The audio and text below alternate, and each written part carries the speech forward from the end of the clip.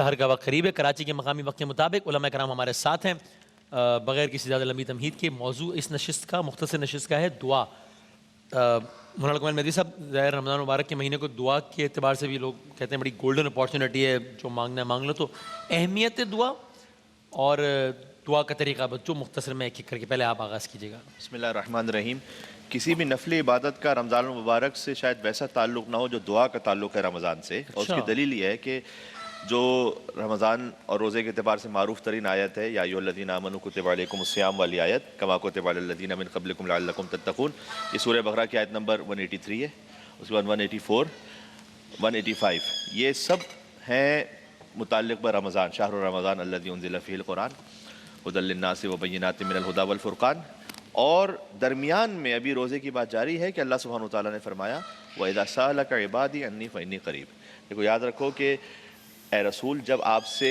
میرے بندے میرے بارے میں سوال کریں تو ان سے یہ کہہ دیجئے کہ میں ان سے بہت قریب ہوں اجیب الدعوۃ الداعی اذا دعان اور میں جواب دیتا ہوں جب وہ مجھ سے دعا کرتے ہیں اب اللہ سبحانہ وتعالیٰ کی آواز براہ راست ہمارے کان اس قابل نہیں کہ اس کو سن سکیں لیکن اللہ نے یہ کہا ہے کہ میں جواب دیتا ہوں جواب کا مطلب کیا ہوتا ہے ایک مرتبہ یہ ہوتا ہے کہ آپ نے مجھ سے یہ کہا کہ مولانا صاحب یہ پانی دیجئے گا صحیح تو میں نے کہا کہ جی یہ جواب ہے اور ایک مرتبہ یہ کہ وہ پانی میں نے آپ کے ہاتھ میں دے دیا تو یہ عملی جواب ہے واہ واہ واہ یہ اصل جواب ہے تو جب ہم دعا کرتے ہیں تو اللہ تعالیٰ کہتا ہے میں تمہیں جواب دیتا ہوں اجیب دعوت الداعی اذا دعان فلیستجیبوا لی ولیؤمنوا بی تو اب بس مجھ ہی سے دعا مانگو اور مجھ ہی پر ایمان رکھو لعلہم یرشدون یہ وہ آیت ہے کہ جس میں اللہ سبحانہ وتعالیٰ نے 7 مرتبہ بندے کو اپنا کہہ کے مخاطب کیا ہے یہ جو سینس آف بلانگنگ ہے نا کہ ہم جب کسی بڑے سے منسوب ہو جائیں تو اندر کانفیڈنس بھی آ جاتا ہے امید بھی آ جاتی ہے اور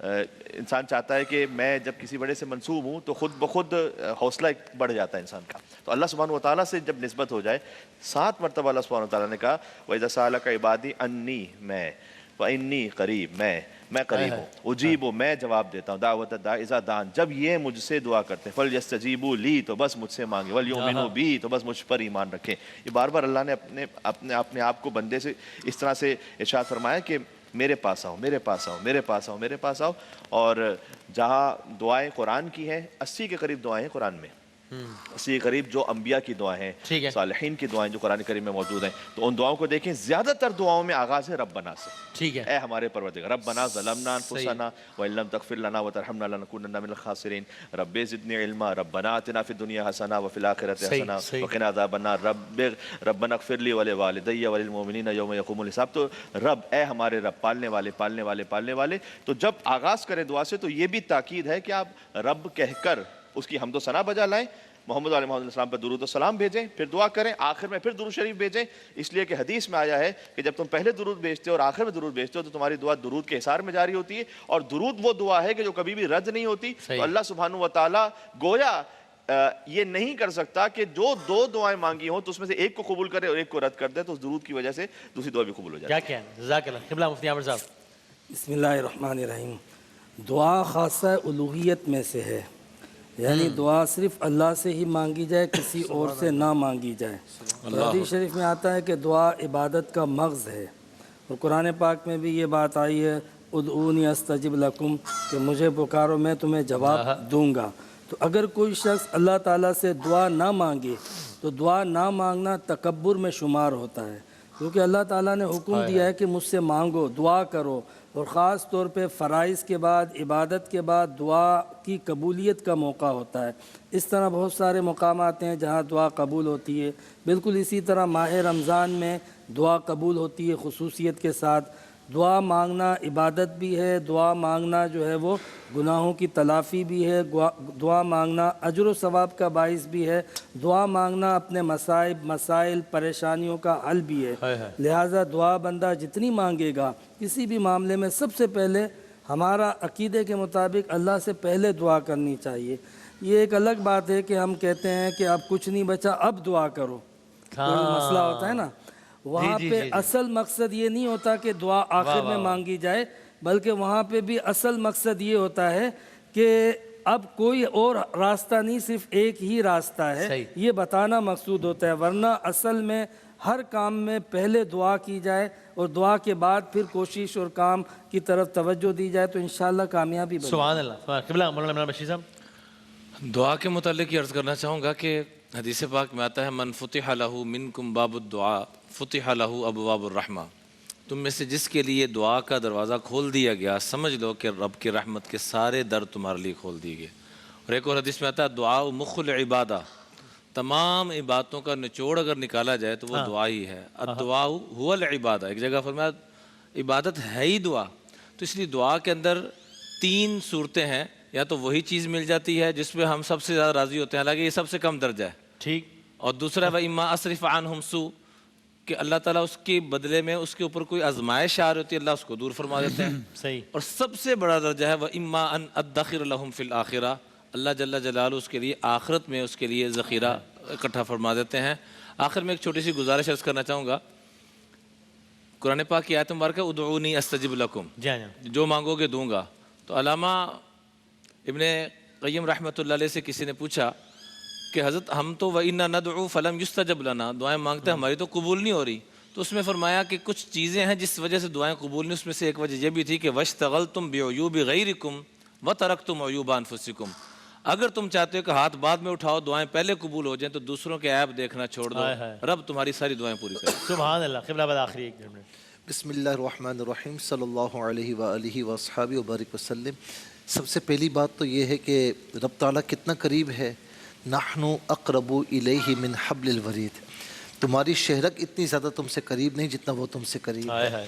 اچھا اس میں کسی کی کوئی تخصیص نہیں ہے، نیکوکار بھی ہے جیسا بھی ہے اللہ تعالیٰ اس سے قریب ہے. ہم اللہ تعالیٰ کی جباریت اور قہاریت تو بیان کرتے ہیں لیکن اس کی رحمت بھی بیان کریں نا تو وہ کتنا قریب ہے.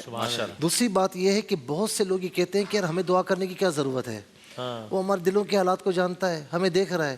نہیں، دعا کرنی چاہیے جیسا قبلہ مفتی صاحب نے فرمایا. اور دعا عبادت ہے، عبادت کا مغز ہے. اللہ تعالیٰ کے سوا کسی اور سے دعا نہیں ہو سکتی. ہاں اللہ تعالیٰ کی بارگاہ میں پیاروں کا وسیلہ پیش کریں کہ دعا کی مقبولیت اس سے ہوتی ہے.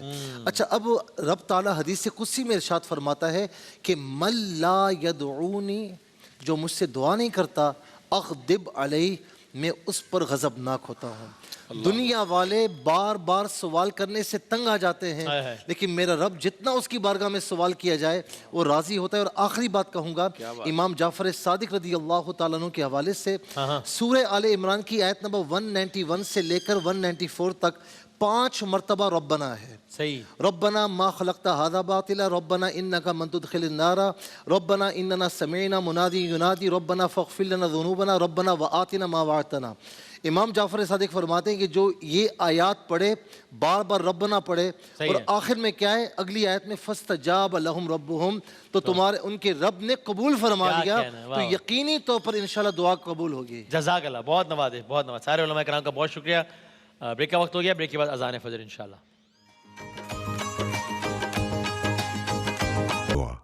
وبصوم غد نويت من شهر رمضان. میں ماہ رمضان کے کل کے روزے کی نیت کرتا ہوں. اللہ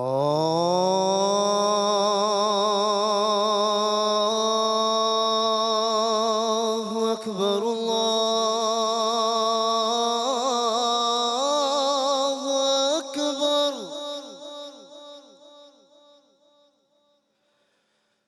اللہ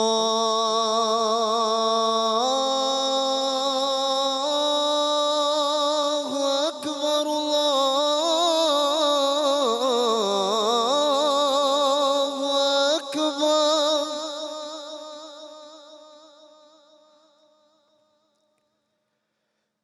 اشہد ان لا الہ الا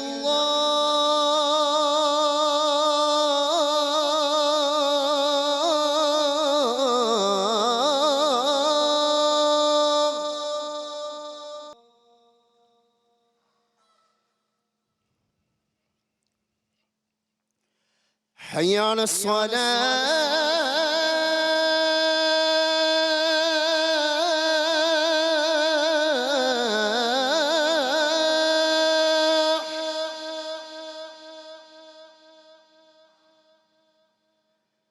حي على على الصلاة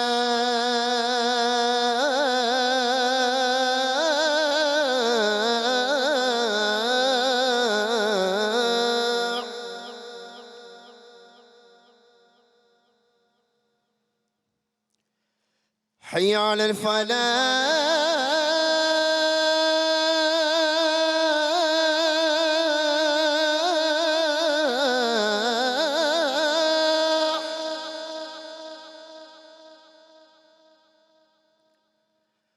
حي على الفلاح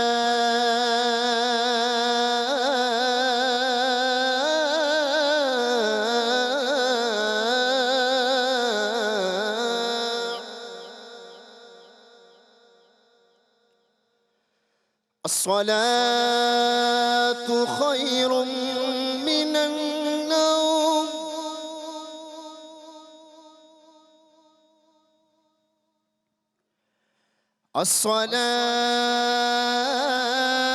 الصلاة خير من النوم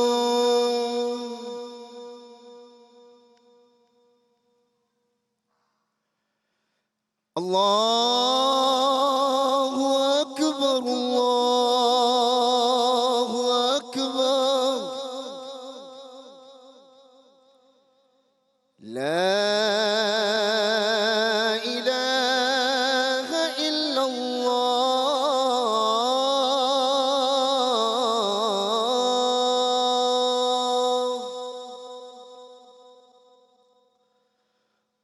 اللهم رب هذه الدعوة التامة والصلاة القائمة آت سيدنا محمد الوسيلة بالفضيلة والدرجة الرفيعة وبعثه مقاما محمودا الذي وعده وارزقنا شفاعته يوم القيامة إنك لا تخلف الميعاد برحمتك یا ارحم الراحمین. جزاک اللہ. کیا کہنا ہے، بہت شکریہ جناب الحاج حافظ علی محمد سہروردی صاحب. بہت نوازش، خوبصورت انداز میں آپ نے اذان فجر دی ہے، ماشاءاللہ سعادت حاصل کی ہے. اور یوں ہم اہلیان پاکستان اپنا چھٹا روزہ اختیار کر چکے الحمدللہ. دنیا کے مختلف ممالک میں، کئی ممالک میں 5واں روزہ اللہ تعالیٰ قبول فرمائے انشاءاللہ. اور جاتے جاتے ہم نشریات کے اختتام کسی دعا سے کرتے ہیں. تو آج اور وہ دعا جو کسی نبی نے مانگی ہو یا قرآن پاک میں ہو، سورہ قمر کی آیت نمبر 10 ہے. اور یہ دعا اس اعتبار سے بہت دلچسپ، بہت اہم. حضرت نوح علیہ السلام کے جب سب کا آپ کا واقعہ سنا ہوا ہے کہ جب ان کی قوم نے ہر طرف سے تانا اور مذاق اڑانا اور کیا کچھ نہیں کیا، اس کے بعد حضرت نوح علیہ السلام نے یہ دعا مانگی. اور اس کے بعد کیا ہوا وہ سب آپ جانتے ہیں کہ کس طریقے سے سب کچھ غرق ہو گیا، لیکن وہ کشتی نجات ثابت ہوئی. اور جو کوئی اس میں سوار تھا اس کو اس طوفان نے اس کا کچھ نہ بگاڑ سکا. اور وہ دعا سورہ قمر کی آیت نمبر 10 جس کا ایک حصہ ہے، بسم اللہ الرحمن الرحیم، ربی انی مغلوب فانتصر. پروردگار ان کی تکذیب کے مقابلے میں میری مدد فرما. یا جس طرح علماء کرام نے بتایا کہ گولا کہہ رہے تھے کہ یعنی بظاہر ایسا لگا کہ میں مغلوب ہوں، لیکن تو میری نصرت فرما، تو کامیابی عطا فرما.